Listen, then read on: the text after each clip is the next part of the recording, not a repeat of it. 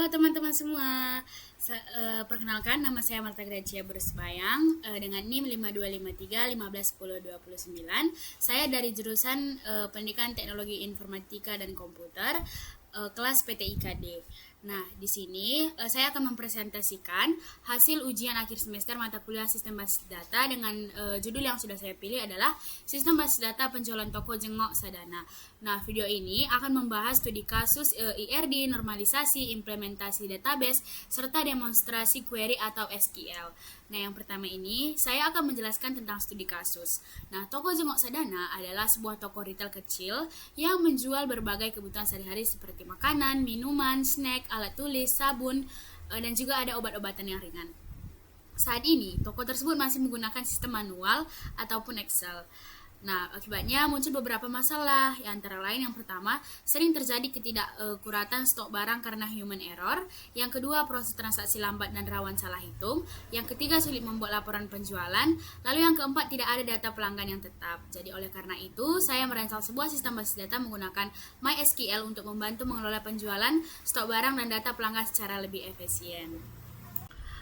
Oke, di sini saya akan menjelaskan tentang IRD. Untuk merancang sistem ini, saya membuat entity relationship diagram dengan 7 tabel dan 7 relasi. Nah, entitas yang terlibat di dalamnya itu adalah yang pertama ada kategori, yang kedua ada supplier, yang ketiga ada barang, yang keempat ada pelanggan, yang kelima ada karyawan, yang keenam ada transaksi, dan yang ketujuh ada detail transaksinya. Nah, relasi yang dibuat ini semuanya itu adalah satu kategori itu dapat memiliki banyak barang. Nah, dari kategori dia dapat memiliki banyak barang, dari supplier, dari barang, dari pelanggan, dari karyawan, dari segi transaksinya, dan juga dari segi detail transaksinya. Nah, selanjutnya saya akan menjelaskan tentang proses normalisasi hingga bentuk normal ketiga atau 3NF. Nah, pada tahap unormalis form atau UNF, semua data masih berada dalam satu tabel besar dengan banyak pengulangan, atau itu biasa disebut dengan repeating group. Nah, seperti nama barang, nama pelanggan, dan harga yang diulang-ulang. Setelah diubah ke satu NF, repeating group dihilangkan dengan memisahkan menjadi tabel transaksi dan detail transaksi. Pada 2NF, saya menghilangkan partial dependency dengan memisahkan tabel barang, pelanggan, dan karyawan. Terakhir, pada 3NF, saya menghilangkan transitive dependency dengan memisahkan tabel kategori dan supplier. Hasilnya, database menjadi bebas redundansi, mengurangi anomali insert, update, dan delete, serta lebih mudah untuk di maintenance. Nah, lalu selanjutnya saya akan mendemonstrasi database saya. Di sini saya akan menunjukkan hasil implementasi database-nya. Saya menggunakan MySQL melalui SQL YOG. Database bernama Toko Jengok Sadana terdiri dari 7 tabel.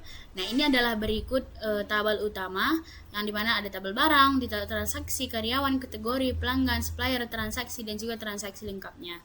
Nah, ini ada kategorinya itu ada 7, suppliernya ada 4, barangnya ada 15, pelanggannya ada 8, karyawan ada 5, transaksinya ada 8, dan detail transaksinya itu ada 16. Nah, jadi selanjutnya saya akan mendemonstrasi query SQL. Baik, di sini saya akan menampilkan query select. Nah, yang pertama itu ada menampilkan barang dengan stok kurang dari 50.